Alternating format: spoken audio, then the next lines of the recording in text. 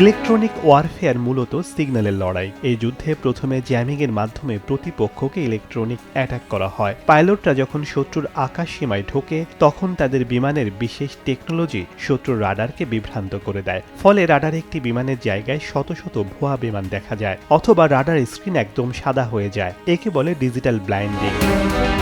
এছাড়া frequency hopping প্রযুক্তির মাধ্যমে প্রতি সেকেন্ডে রেডিওর ফ্রিকোয়েন্সি হাজারবার পরিবর্তন করে, ফলে প্রতিপক্ষ বুঝতেই পারে না আপনি কোন তরঙ্গে কথা বলছেন। এছাড়া শত্রুর মিসাইল যখন যুদ্ধ বিমানকে লক্ষ্য করে আসে তখন বিমান থেকে চ্যাফ বা ধাতব টুকরো ছিটানো হয়, যা শত্রুর রাডারকে বিভ্রান্ত করে মিসাইলটিকে ভুল দিকে নিয়ে যায়। আবার যুদ্ধের আগেই বিশেষ বিমান বা ড্রোন পাঠিয়ে শত্রুর রাডার কোথায় আছে, তারা কোন ফ্রিকোয়েন্সিতে কথা বলছে, এসব তথ্য চুরি করা হয়। এই তথ্যগুলোই ঠিক করে দেয় যুদ্ধের কৌশল কেমন হবে।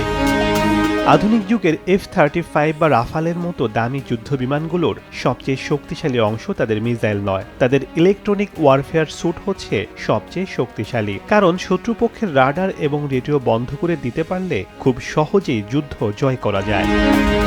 শেখ সাদি মারজান, সময় সংবাদ।